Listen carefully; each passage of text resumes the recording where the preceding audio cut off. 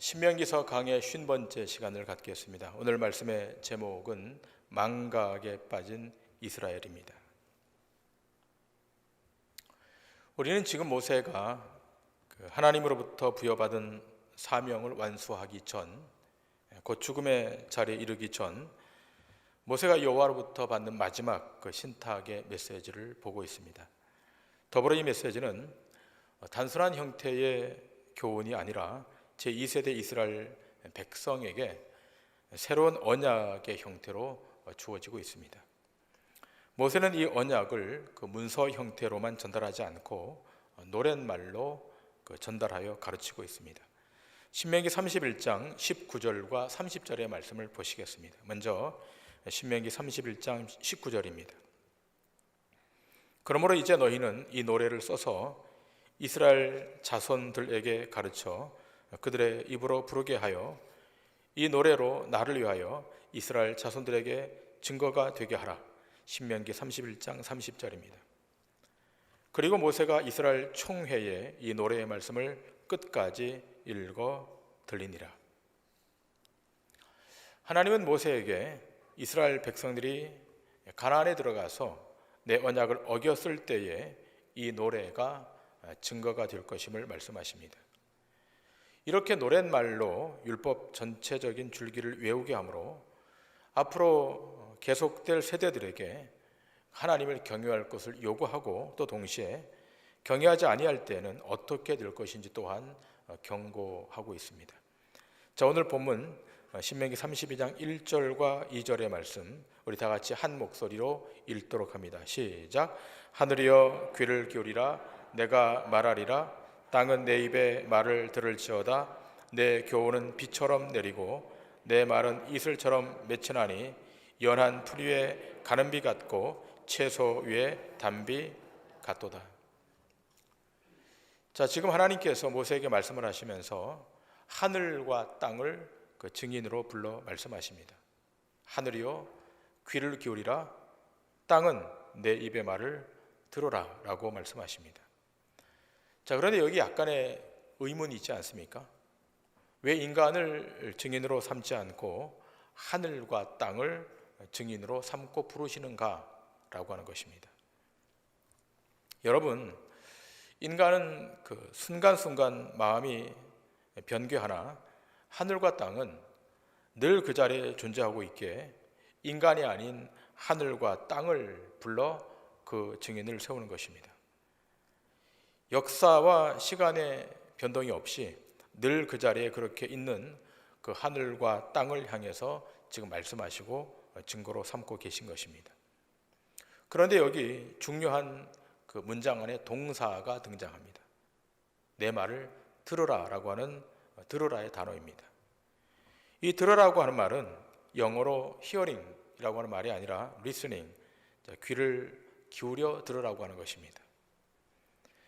그런데 다시 기억할 것은 하늘과 땅만 귀를 기울여 들을 것이 아니라 사실은 이스라엘 백성들이 그 말씀을 귀 기울여 들어야 할 것입니다. 뿐만 아니라 오늘 주일 예배에 참여한 여러분 모두도 선포되는 말씀을, 주의 음성을 귀 기울여 들어야 될 줄 믿습니다.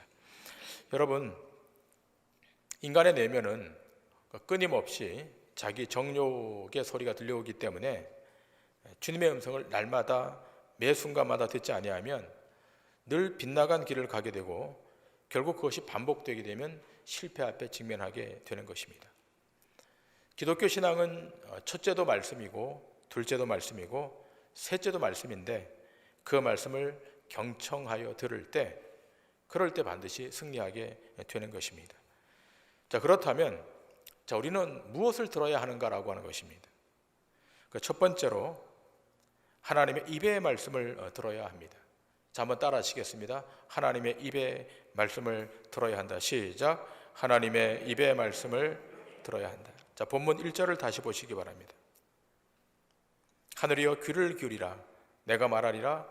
땅은 내 입의 말을 들을지어다. 하나님의 입에서 나오는 말씀을 들어야 한다라고 말씀합니다. 그런데 본문을 자세히 보면 그 주님이 말씀하시는 그 말씀이 어떤 특징을 갖고 있는데 본문 2절에 이렇게 기록되어 있습니다. 내 말은 이슬처럼 맺히나니 연한 풀 위에 가는 비 같고 채소 위에 단비 같도다. 자, 하나님의 말씀은 연한 풀 위에 내리는 가는 비, 채소 위에 내리는 단비 같다라고 말합니다. 여러분, 지금 이 말씀은 이스라엘 백성들이 그 광야 40년을 지나면서 비와 이슬의 귀중함이 얼마나 절실했는지를 이미 체험했기에 하나님의 말씀이 이슬처럼 맺히고 연한 위에 가는 비 같고 채소 위에 단비 같다는 말을 정확히 이해하고 있었습니다. 뿐만 아니라 이스라엘 백성이 들어가 살아야 할 가나안 땅도 비가 내리면 모든 비를 다 흡수해버리는 땅이기에 하나님이 때를 따라 비를 주셔야만 살아갈 수 있는 땅이 또한 가나안 땅인 것입니다. 자, 그런 까닭에 하나님이 이스라엘 백성들과 언약을 체결할 때 이렇게 말씀하십니다. 너희가 내 말을 잘 들으면 이른 비와 늦은 비가 때를 따라 너희에게 내리게 될 것이지만 만일 내 언약을 어기고 빗나가면 땅은 마르게 될 것이고 그 땅은 먼지만 일게 되는 폐허가 될 것임을 말씀합니다. 이것을 언약의 조항에 담고 있습니다. 자, 그래서 약속의 땅에 이른 비와 늦은 비가 적당한 때 제때 내리는 것이 이스라엘 백성에게는 복 중의 복인 것입니다. 여러분, 이것은 단지 그 식물이 자라는 것에만 국한되지 않고 신자의 영혼이 소생하게 되고 생기 있게 되는 것도 동일한 말씀인 것입니다. 하나님의 은혜의 단비가 끊임없이 신자의 영혼 가운데 부어지게 될 때 그 영혼은 소성케 되는 것입니다. 여러분, 우리 그 교회 현관 입구에 화분이 몇 개 있지 않습니까? 여러분, 들어오실 때 그 화분이 몇 개인지 혹시 세어보신 분이 있습니까? 로뎀힐에 있는 작은 화분 말고 현관 입구에 있는 큰 화분. 자, 그런데 한 2주 정도 그 화분에 물을 주지 않으면 그 이파리가 다 축 처집니다. 생기가 없어집니다. 그러다 다시 물을 듬뿍 주면 한 2-3시간 만에 다시 그 이파리가 파릇파릇 생기 있게 바뀝니다. 자, 그런데 여러분, 본당 강단에 있는 화분, 제 뒤쪽에 있는 양쪽 화분, 여러분 보시기에 이 화분은 어떻습니까? 늘 푸르고 늘 보기에 좋지 않습니까? 왜 그런 것입니까? 물을 잘 주어서 그렇습니까? 여러분 보시기에 이 화분이 어떻게 보입니까? 아는 분은 말씀하지 마시고, 생화초입니까? 아니면 모조화초입니까? 모조화분입니까? 어떤 분들이 이 화초가 생화초인 줄 알고 어떤 집사님이 여기에다 물을 주셨다고 하는데, 그래서 그런지 어느 날 보니까 강단에 물이 흥건하게 적셔져 있는 겁니다. 강단에 올라와 있는 제 뒤쪽에 있는 화분은 생화초가 아닙니다. 생화초처럼 생긴 모조화분입니다. 여러분, 여기다 물 주시면 안 됩니다. 그런데 현관 입구에 있는 화초들은 다 살아있는 화초들입니다. 적어도 2주에 한 번, 3주에 한 번씩은 꼭 물을 줘야 생기 있게 바뀌는 겁니다. 여러분, 우리 인생이 그렇습니다. 날마다 살아있는 하나님의 말씀을 들어야 우리 영혼이 생기 있게 바뀌는 것입니다. 그런데 말씀을 듣지 않아도 잘 살아간다는 분들이 간혹 있습니다. 그것은 이미 심각한 지경에 직면해 있는 것입니다. 그러므로 여호와의 말씀을 노래로 외워서 부르고 자손들에게 전하라고 하는 이 첫 도입의 부분이 바로 말씀을 들으라고 하는 것입니다. 여러분, 믿음도 말씀을 들으면서 출발하기 때문입니다. 말씀을 듣지 아니하면 자의로 판단하고 자의로 해석하고 그러다가 결국은 나락으로 떨어지는 것입니다. 여러분, 하나님의 말씀을 경청하여 들을 때 그 자신의 부실함을 알게 되고 그 부실함을 채워주시고 고쳐주시고 회복시켜주시는 하나님 앞으로 나아가는 것입니다. 바라기는 날마다 성령의 조명을 통해 말씀하시는 주의 음성을 듣는 축복의 역사가 여러분 가운데 있기를 주님의 이름으로 축원합니다. 두 번째로, 우리 두 번째로 노래로 외우고 기억해야 될 내용은 여호와의 이름입니다. 한번 따라 하시겠습니다. 여호와의 이름을 기억하라. 시작. 여호와의 이름을 기억하라. 오늘 본문 3절부터 5절까지 말씀입니다. 내가 여호와 이름을 전파하리니 너희는 우리 하나님께 위엄을 돌릴지어다. 그는 반석이시니 그가 하신 일이 완전하고 그의 모든 길이 정의롭고 진실하고 거짓이 없으신 하나님이시니 공의로우시고 바르시도다.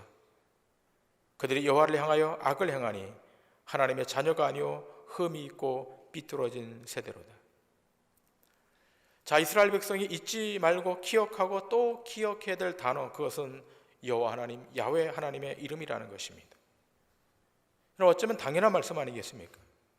여호와 이름을 기억하는 것, 하나님의 백성이 하나님의 이름을 기억하는 것은 당연한 것인데, 그럼에도 불구하고 오늘 모세는 2세대 이스라엘 백성들에게 여호와의 이름을 기억하라고 하는 것입니다. 이 당연한 말씀을 하나님이 모세에게 이렇게 강력하게 말씀하고 있다는 데에는 바로 그 안에 그 중함이 있기 때문인 것입니다. 여러분, 이스라엘 백성의 근간, 이스라엘 백성의 정체성은 여호와의 이름의 능력이 있습니다. 그 이름의 능력으로 이스라엘이 건진받은 것입니다. 이스라엘 백성이 여호와의 이름을 망각하는 순간 그들의 존립 기반은 허물어지게 되고 그 정체성은 사멸되는 것입니다. 지금 모세는 2세대 이스라엘 백성에게 이렇게 말합니다. 3절 끝부분에 너희는 우리 하나님께 위엄을 돌릴지어다. 하나님께 위엄을 돌릴지어다.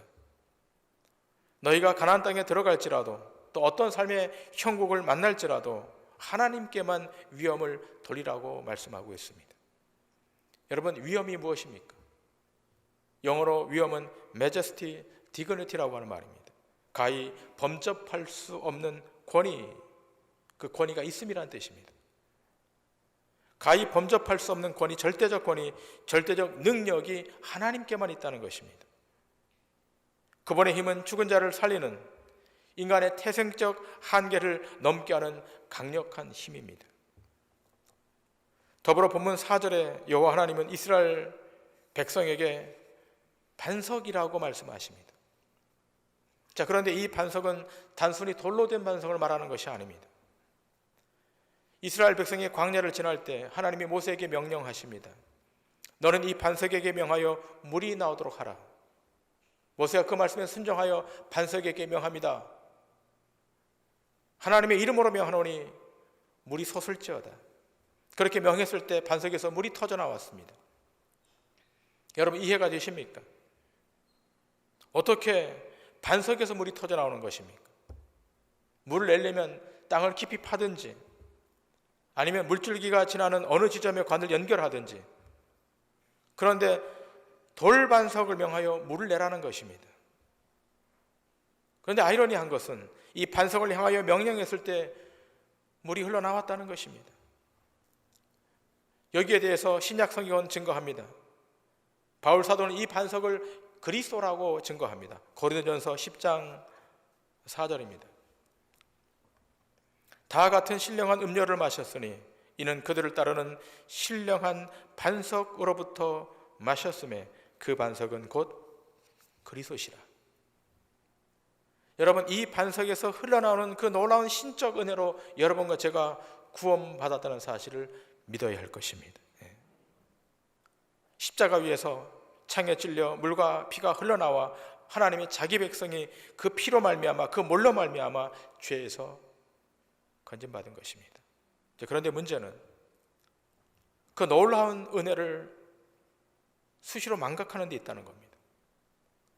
특별히 세대가 지나면 지날수록 그 망각의 강도는 더 강해져 갑니다. 오늘 본문 5절 6절은 이렇게 증거합니다. 그들이 여호와를 향하여 악을 행하니 하나님의 자녀가 아니요 흠이 있고 삐뚤어진 세대로다. 어리석고 지혜 없는 백성아, 여호와께 이같이 보답하느냐? 그는 내 아버지시요 너를 지으신 이가 아니시냐? 그가 너를 만드시고 너를 세우셨도다. 하나님은 끊임없이 이스라엘 백성에게 은혜를 베풀었는데 이들은 여전히 하나님을 향해 악을 행합니다. 하나님께서 애굽에 종살이했던 이스라엘 백성들을 끄집어내지 않았습니까? 홍해를 가르시고 구름 기둥과 불 기둥으로 인도해 주시고 드디어 약속의 땅 앞에까지 인도해 주셨습니다. 그러나 그 과정에 있어서 얼마나 많은 원망과 불평이 있었습니까? 길이 좋지 않다고, 음식이 박하다고, 물이 없다고 원망과 불평으로 일관했습니다. 자, 그렇다면 이제 이스라엘 백성이 광야의 시간을 끝내고 저 젖과 꿀이 흐르는 가나안 땅으로 들어가게 되면 그 원망이 그치고 그 불평이 그치는가? 그들의 삶이 바뀌는가? 마음이 바뀌는가? 아니라는 것입니다. 여전히 악을 행할 것이라는 겁니다. 여전히 하나님의 언약을 어길 것이라는 겁니다.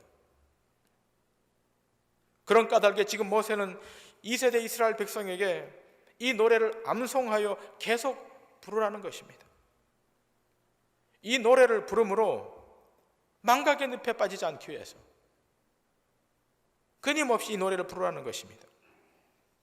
하나님의 은혜를 잊지 않기 위해서 율법을 노래로 만들어 지금 부르라는 것입니다. 여러분, 신자의 삶의 가장 큰 비극은 망각의 병에 걸리는 겁니다. 이 망각의 병에 걸리면 세상의 육적인 것은 부요하게 되고 물질의 양은 많을지 모르겠지만 결국은 모래성 무너지듯이 무너지고 마는 것입니다. 호세아 선지자는 이렇게 증거합니다. 호세아서 8장 14절입니다.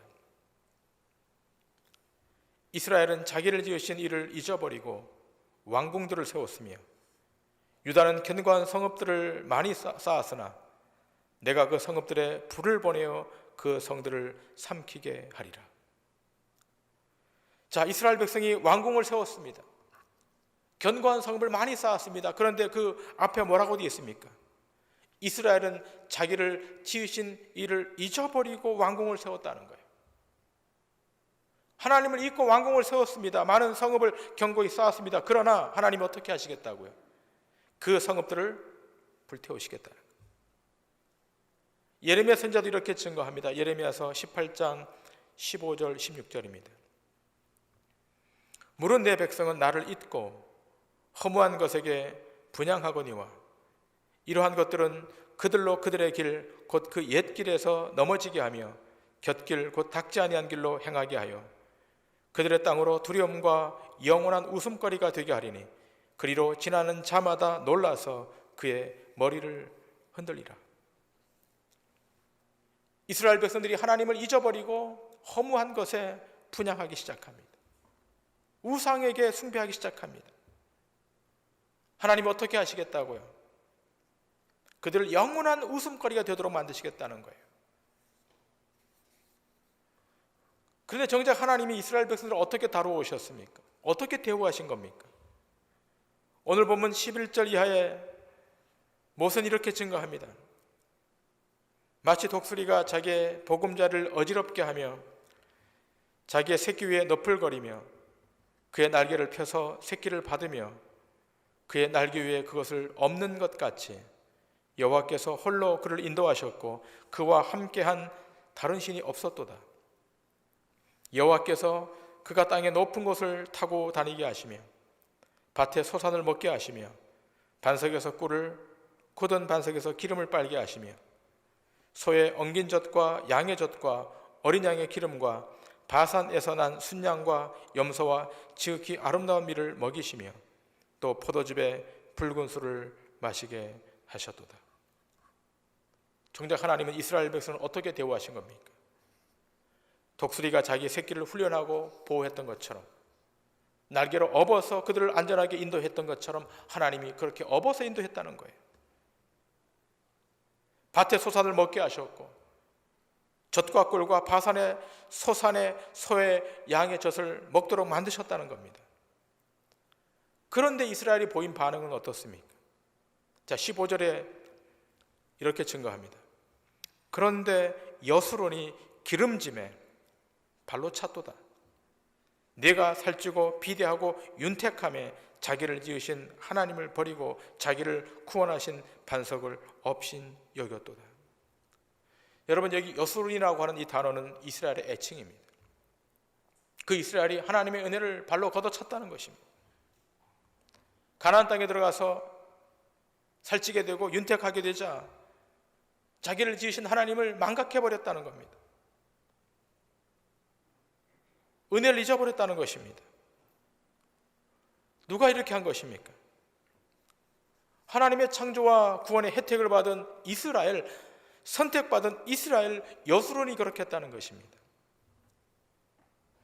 여러분, 이런 배반의 모습이 이스라엘 전 역사 전체에 흐르고 있어요. 우리가 이스라엘 역사 전체를 다 볼 수는 없으니까 사사시대 역사를 좀 보겠습니다. 그 중에 사사시대 역사도 방대하니까 사사 기드온의 시대를 예를 하나 보도록 하겠습니다. 사사기 8장 33절 이하입니다. 기드온이 이미 죽음에 이스라엘 자손이 돌아서서 바알들을 따라가 음행하였으며 또 바알 브릿을 자기들의 신으로 삼고 이스라엘 자손이 주의 모든 원수들의 손에서 자기들을 건져내신 여호와 자기들의 하나님을 기억하지 아니하며 또 여룹바알이라 하는 기드온이 이스라엘에 베푼 모든 은혜를 따라 그의 집을 후대하지도 아니하였더라. 여러분, 사사시대에 가장 강력했던 사사 기드온이 이제 죽음을 맞게 돼요. 그런데 기드온이 생전에 아내가 많아서 자식을 무려 70명이나 출산합니다. 자, 그리고 세겜에 사는 또 한 첩을 얻게 되는데 그 첩에게서도 아들이 생겨서 아들을 낳게 되는데 그가 바로 아비멜렉입니다. 이방인이지만 이 기드온의 총애를 받아 생명이 잉태되었고 그로 말미암아 이 아비멜렉이 기드온의 가문에 편입되는 은혜를 누립니다. 자, 그런데 이 아비멜렉이 장성해서 자기 어머니 출신지 세겜에 가서 이러한 협박을 해요. 너희가 기드온의 아들 70명의 다스림을 받겠느냐, 아니면 나 한 사람의 다스림을 받겠느냐, 이렇게 협박을 합니다. 그러자 세겜 사람들이 이 협박에 못 이겨 아비멜렉의 다스림을 받겠다고 합니다. 이때 놓치지 않고 아비멜렉이 칼을 뺍니다. 그리고 배다른 자기 형제들 70명, 이 기드온의 아들 70명 전체를 다 도륙합니다. 자기 형제예요. 배만 다르지. 한 반석 위에 올려놓고 어느 날 한 날을 잡아서 다 칼로 도륙합니다. 자, 그런데 이 비극의 형국에서 단 한 명이 살아남는데 그가 바로 요담입니다. 한 명이 살아남아요.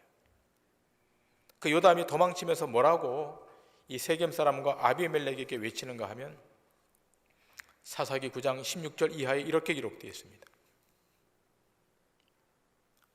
이제 너희가 아비멜렉을 세워 왕으로 삼았으니 너희가 행한 것이 과연 진실하고 의로우냐?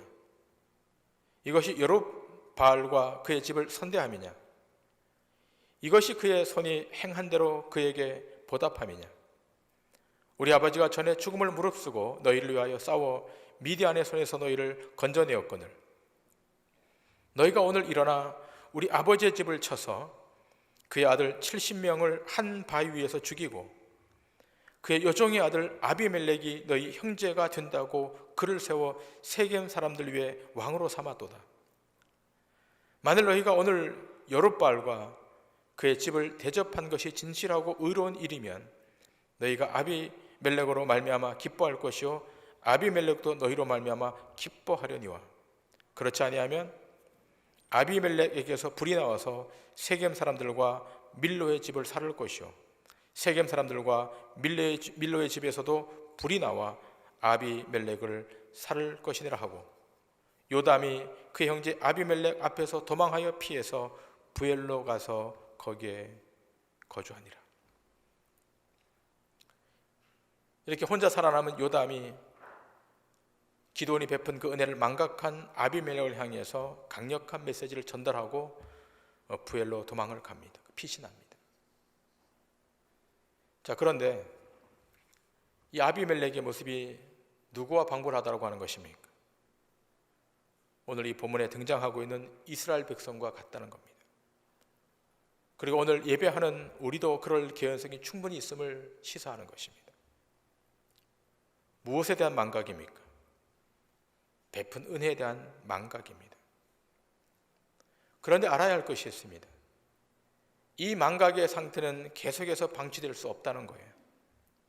반드시 하나님이 이 망각의 장막을 걷어내시고 응징하십니다. 다시 사사기 말씀을 보시겠습니다. 사사기 9장 22절 이하의 말씀입니다. 요담이 그의 형제 아비멜렉 앞에서 도망하여 피해서 부엘로 가서 거기에 거주하니라. 아비멜렉이 이스라엘을 다스린 지 3년에 하나님이 아비멜렉과 세겜 사람들 사이에 악한 영을 보내심에 세겜 사람들이 아비멜렉을 배반하였으니 이는 여룹바알의 아들 70명에게 저지른 포악한 일을 갚되 그들을 죽여 피 흘린 죄를 그들의 형제 아비멜렉과 아비멜렉의 손을 도와 그의 형제들을 죽이게 한 세겜 사람들에게로 돌아가게 하심이라. 3년이 지난 다음 하나님이 여기 개입하십니다. 아비멜렉과 세겜 사람들을 확실하게 응징하기로 결정하십니다. 23절에 기록된 바와 같이 하나님께서 세겜 사람들 사이에 악한 영을 보내십니다.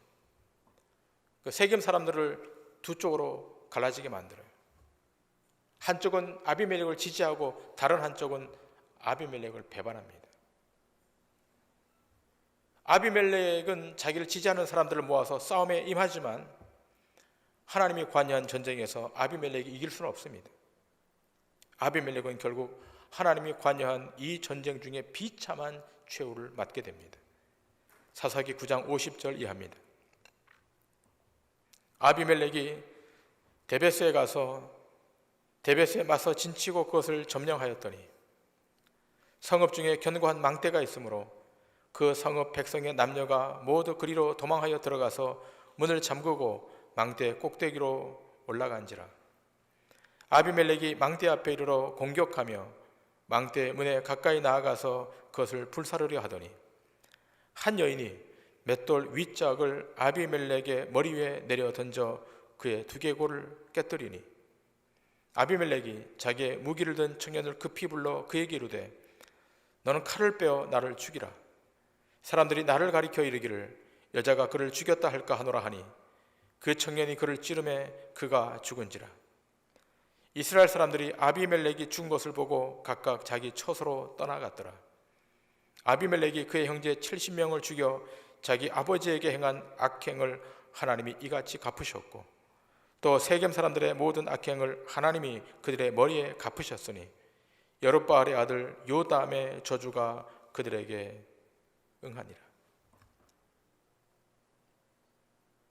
하나님이 악한 영을 보내서 세겜 사람들을 두 쪽으로 나누게 합니다.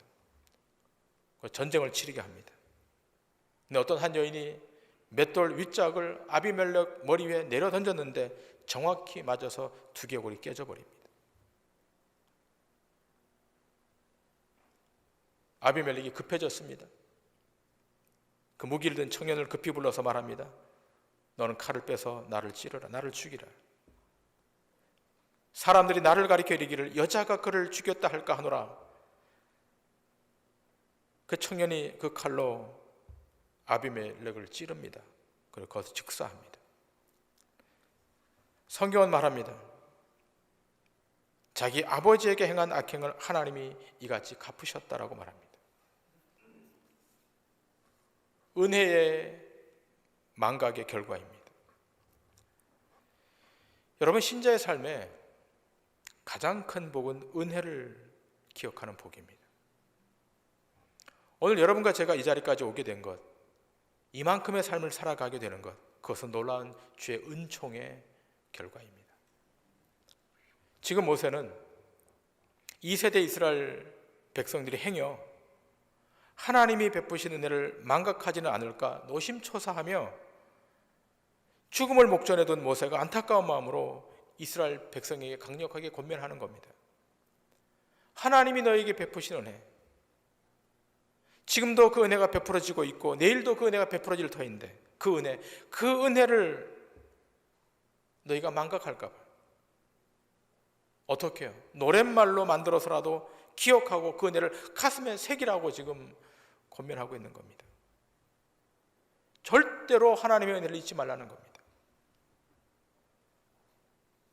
여러분, 코로나19를 지나는 이때 여러분만의 시간을 좀 가지면서 지나온 삶을 좀 한번 돌아보시길 바랍니다. 한적한 공원으로 가셔도 좋고, 방해받지 않는 야외로 가셔도 좋고, 혹은 사람들이 많이 찾지 않는 어떤 카페로, 커피숍으로 가셔도 좋고, 아니 여러분의 집을 좀 정리하시고 식탁 앞에 앉거나 책상 앞에 앉으셔도 좋고, 어떤 방식으로 하든 하나님과 은밀히 만날 수 있는 시간을 가지시길 바랍니다. 그렇게 되면 하나님의 은혜의 손길이 미치지 않은 곳이 없음을 알게 될 것이고, 하나님의 그 은혜의 시간이 작동하지 않은 시간이 없었다는 사실 또한 알게 될 것입니다. 분명히 알게 될 거예요. 여기까지 온 것 하나님의 은혜입니다. 앞으로 살아갈 인생의 여정도 하나님의 은혜가 있는 거예요. 하나님의 은혜의 손길이 여전히 뻗쳐지고 있는 거예요. 그것이 여러분에게 힘이고 능력인 겁니다.